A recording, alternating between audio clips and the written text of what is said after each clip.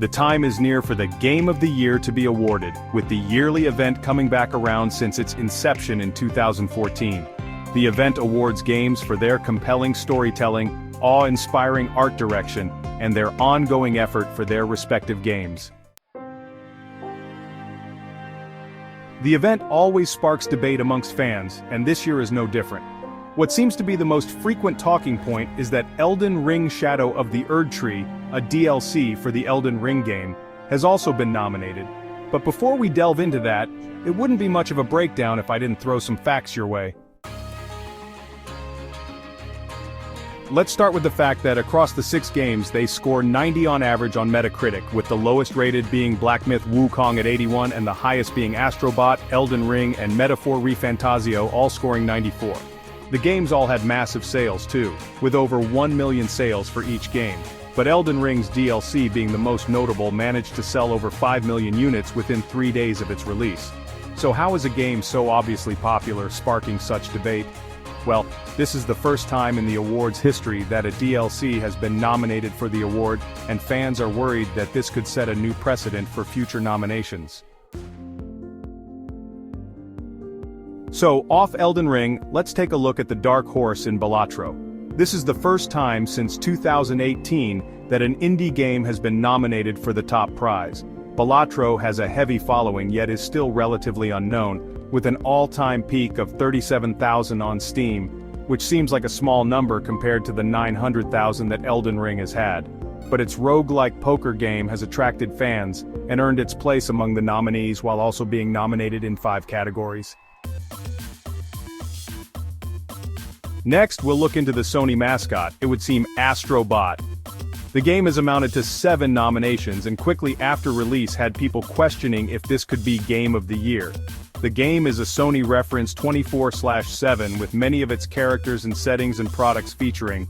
The game also utilizes the PS5 controller with haptic feedback and triggers. However, it's a very limited game and stops itself from being much more than a platformer, but that's not to take away from how well the game plays and uses every aspect of the controller.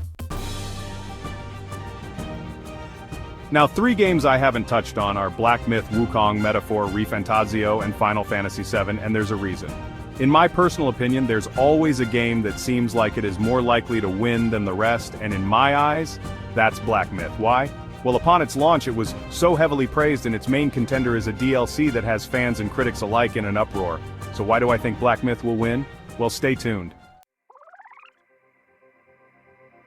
But Final Fantasy VII. Rebirth is what I want to get onto next. The game sold 2 million copies but was met with a bit of distaste when it came to its visuals, with fans having problems with its graphics looking just wrong, with blurry shadows and missing lighting, which are some basics you come to expect for a finished game. However, the game is just purely amazing, as it is able to keep you occupied for about 72 hours, and features a various amount of character stats that go from health and attack to critical hit damage and magic defense. The stuff we've come to expect from Final Fantasy.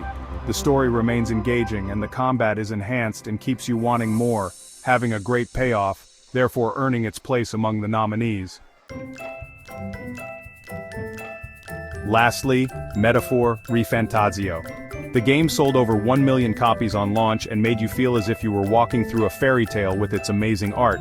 The story remains gripping and the cast makes it even better, and the archetype system lets players have the freedom to experiment, adding variety to the game. Yet, it can be a pain to get a hold of at first, but it makes it that ever more rewarding once you get to grips with it.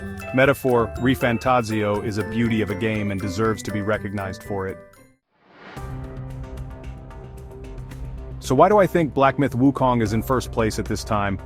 Well, for starters, its art direction is absolutely stunning and is something out of a dream with its sprawling landscapes and bustling greenery at times. The combat is also unforgiving like a Souls game, and you can see the inspiration dotted all over the game from the bosses, which could have you take a trial and error approach or a methodical slow-paced fight. But it does have its downsides, as do all the games here. Level design is underwhelming and clumsy at times and lacks a lot of enemy variety. The game can also be a struggle to run, with it being such a highly graphically oriented game, making it look that stunning. So that's the breakdown. And look into this year's Game of the Year award nominees and the controversy and the worry for the future.